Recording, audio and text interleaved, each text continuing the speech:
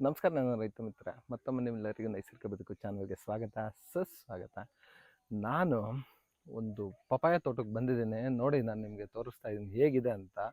ನೋಡಿ, ಈ ತೋಟದಲ್ಲಿ ಒಂದೇ ಒಂದು ಸಣ್ಣ ಪ್ರಮಾಣದ ಗೌರ್ಮೆಂಟ್ ಗೊಬ್ಬರ, ಯಾವುದೇ ರೀತಿಯಾದಂಥ ಕೆಮಿಕಲ್ ಕೊಟ್ಟಿಲ್ಲ. ನೋಡಿ ಹೇಗಿದೆ ಸ್ಟ್ರಕ್ಚರ್ ಅಂತ.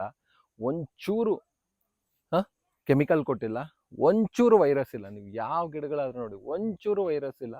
ಇವನ್ ನೀವು ಯಾವುದೇ ಗಿಡ ನೋಡಿ ಸ್ಟ್ರಕ್ಚರ್ ಹೆಂಗಿದೆ ಅಂತ, ಪೂರ್ತಿ ಕಾಯಿ. ಸೊ ಇದನ್ನೇ ನಾವು ಪ್ರತಿಯೊಬ್ಬರಿಗೂ ಹೇಳೋದು, ನ್ಯಾಚುರಲ್ ವೇ ಅಲ್ಲಿ ಬೆಳೀರಿ. ಓಕೆ, ತುಂಬಾನೇ ಹೆಚ್ಚು ಇಳುವರಿ ಬರುತ್ತೆ, ಮೇಯ್ನ್ ಆಗಿ ರೋಗ ಬರಲ್ಲ, ಮತ್ತೆ ರೈತರಿಗೆ ಕೆಮಿಕಲ್ಗೆ ದುಡ್ಡು ಹಾಕುವಂತ ಒಂದು ಖರ್ಚನ್ನ ಉಳಿಸ್ಬಹುದು, ಮತ್ತೆ ಒಳ್ಳೆ ಇಳುವರಿ ತಗೊಬೋದು. ಬಟ್ ಒಂದೇ ಒಂದು ಏನಂದ್ರೆ, ನ್ಯಾಚುರಲ್ ಫಾರ್ಮಿಂಗ್ ಅಲ್ಲಿ ನೀವು ಬೇರೆ ಗಿಡಗಳ ತರ ಟಕ್ ಅಂತ ಬರಲ್ಲ, ಇಮಿಡಿಯೇಟ್ ಆಗಿ ದೊಡ್ಡದಾಗಲ್ಲ ಗಿಡಗಳು. ಒಂದ್ 2-3 ತಿಂಗಳು ಟೈಮ್ ತಗೊಳುತ್ತೆ, ಬಟ್ ಹೆಲ್ದಿಯಾಗಿ ಬರುತ್ತೆ.